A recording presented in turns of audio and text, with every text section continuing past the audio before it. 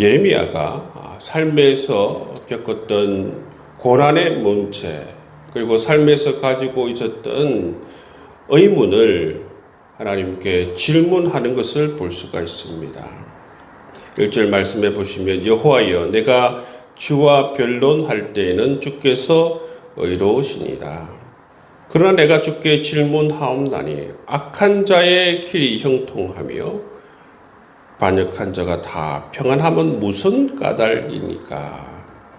그렇게 하나님께 예레미야가 질문하는 것을 볼 수가 있어요.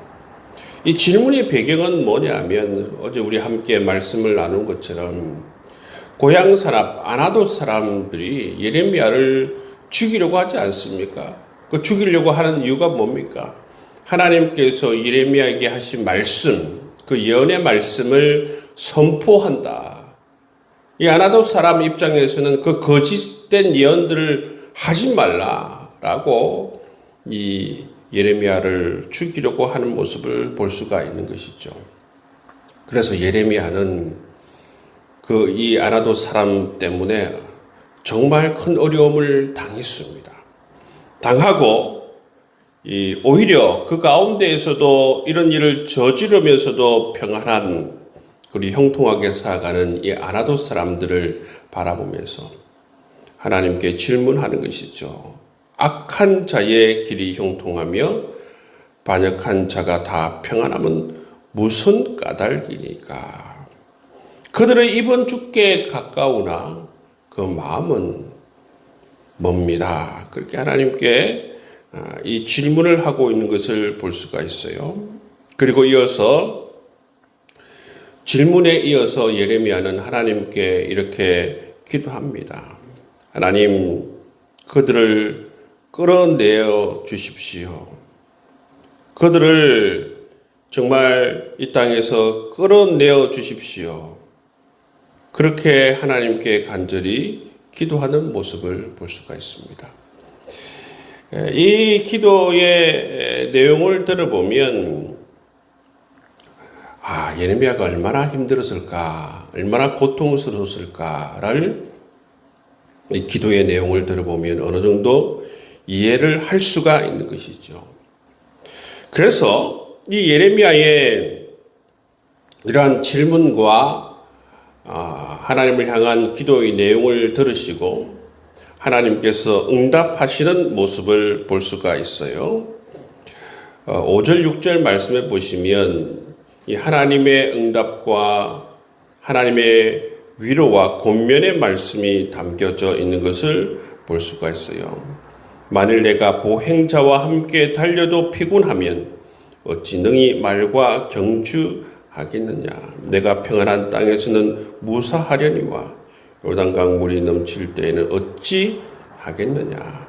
내 형제와 아버지의 집이라도 너를 속이며 내 뒤에서 크게 외치나니 그들이 내게 좋은 말을 할지라도 너는 믿지 말지니라. 이처럼 예레미야에게 하나님께서 권면의 말씀을 하시죠. 그들을 믿지 말라. 권면의 말씀을 해주시고 또 위로의 말씀을 해주시는 것을 볼 수가 있어요. 이어서 하나님께서는 이들을 심판하시겠다 말씀하십니다. 심판하시는 이유에 대해서 7절에서 9절까지 말씀해 주시는데, 거기에 보면 이 유다 사람들을 어떻게 표현하고 있느냐. 자, 8절 말씀에 보면 이 유다 사람들을 뭐에 비유하고 있습니까? 숲속의 사자같이 되었다 말씀하고 있습니다. 9절 말씀에 보면 물이 있는 매와 같이 되었다. 여러분, 이 유다 사람들이 뭐와 같다고 말씀하고 있습니까?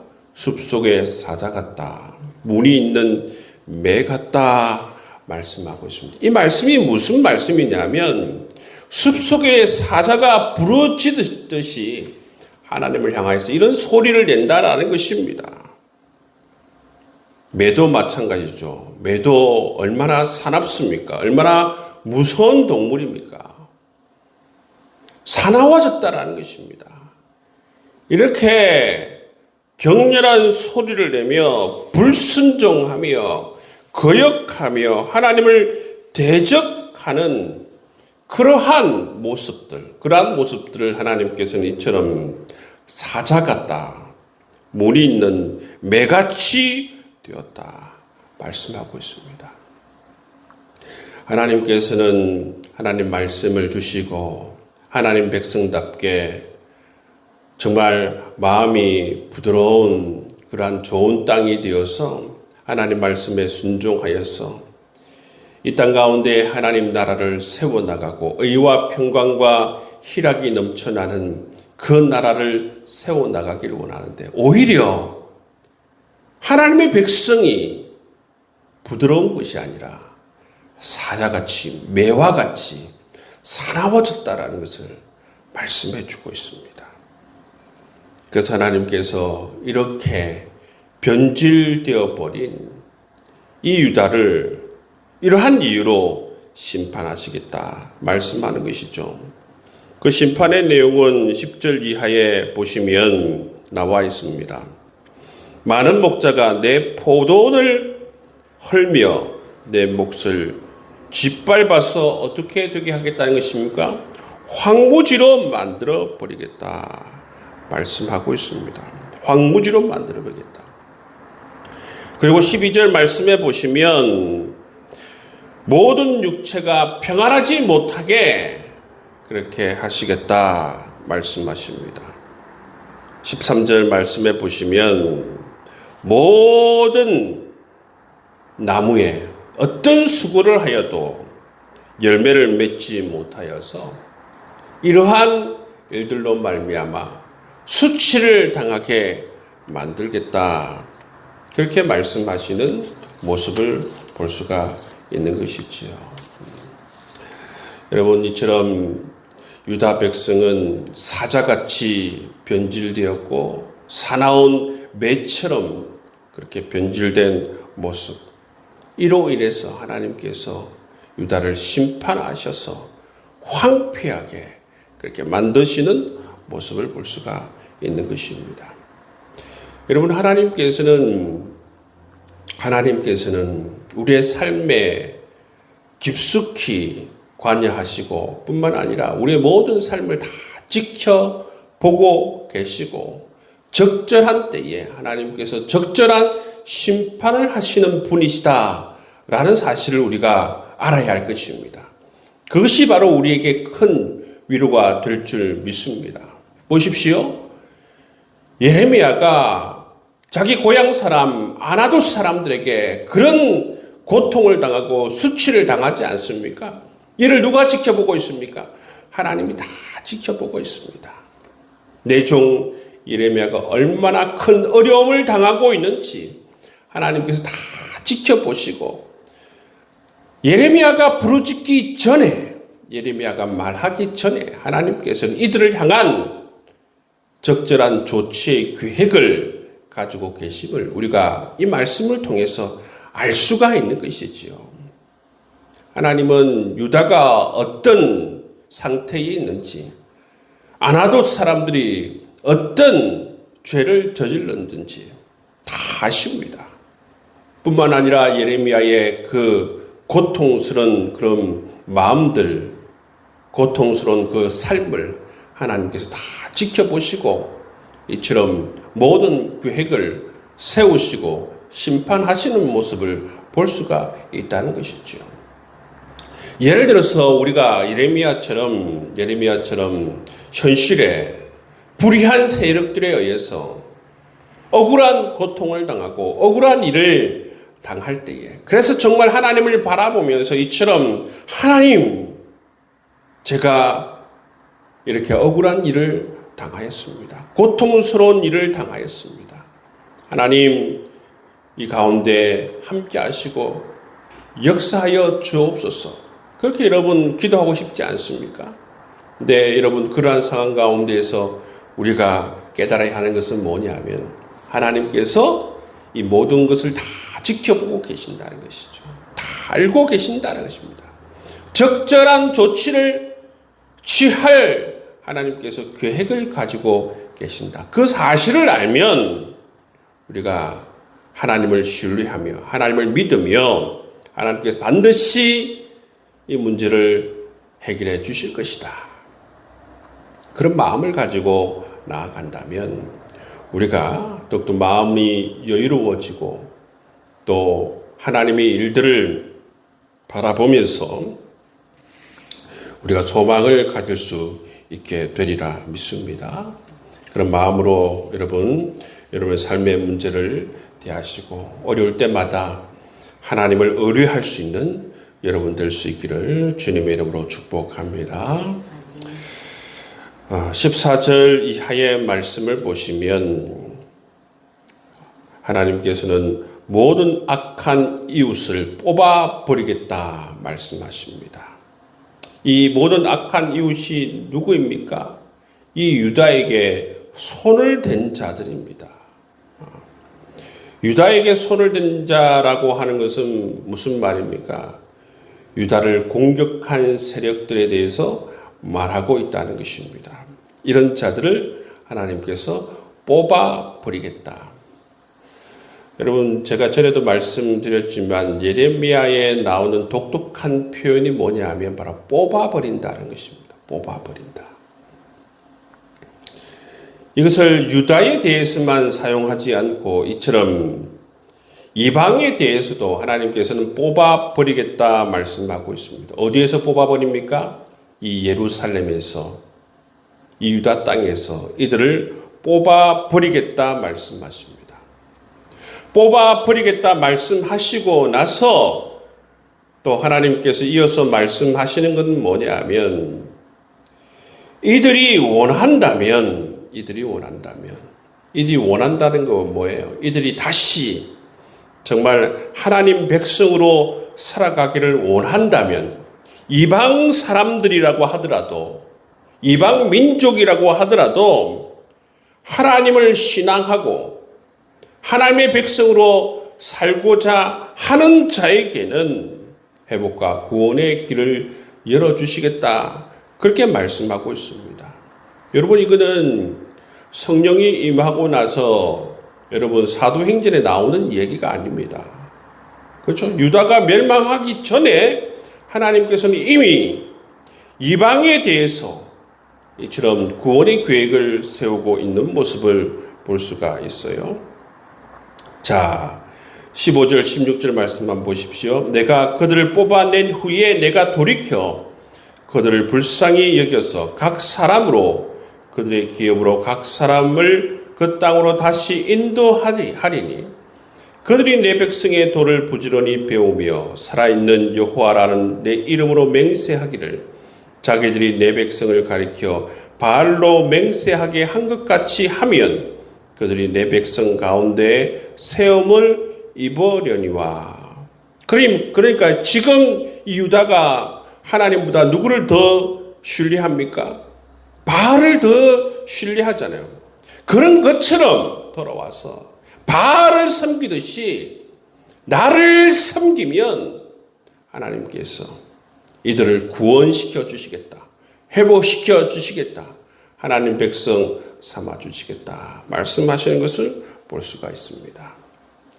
이미 여러분 이거는 굉장히 신학적으로 중요한 문제입니다. 하나님께서는 이처럼 이방을 향한 구원의 계획을 유다가 멸망하기 전부터 이렇게 가지고 계신 것을 볼 수가 있습니다.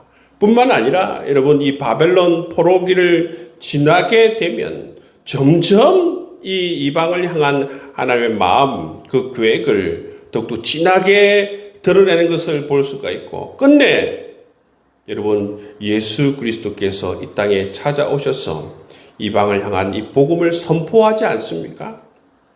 이처럼 구원의 문들이 이방을 향해서 서서히 열려져 가는 것을 볼 수가 있는 것이지요. 여러분 이것은 변화가 시작되는 것을 우리가 찾아볼 수가 있는 것입니다. 성경에 보면 여러분 이 구원의 계획이 점점 확장되어지고 점진적으로 깊어지고 넓어지는 모습들을 우리가 볼 수가 있는데 여러분 예레미야 12장의 말씀 보시면 이처럼 여러분 이방을 향해서 하나님의 구원의 계획을 말씀해 주시는 것을 우리가 볼 수가 있는 것이죠. 하나님께서 이처럼 열방이 하나님께로 돌아오는 길을 여시고 계시는 것을 볼 수가 있어요. 복음이 정말 더욱더 보편성을 가지게 되고 복음이 점점 여러분 확장성을 드러내는 것을 우리가 볼 수가 있는 것입니다. 오늘날 우리 입장에서 볼 때는 매우 당연한 것처럼 보이지만 하나님의 이 구원의 계획은 이러한 계획들을 하나님께서 가지고 계셨다라는 사실을 우리가 알 수가 있습니다.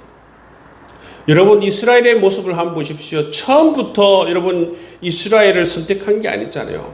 한 사람을 선택했어요. 아브라함 그 가족을 선택했다는 것입니다. 처음에는 이 가족의 신앙이었죠. 이 가족의 신앙이 아브라함에서 이삭, 이삭에서 야곱, 야곱에서 12아들로 내려가서 그 12아들이 여러분 12지파를 이루게 되고 이제 여러분 민족을 이루지 않습니까? 이런 하나님의 어떤 계획, 구원의 계획들이 점점 드러나고 이것이 이제 열방으로 흘러가는 모습을 볼 수가 있는 것이지요.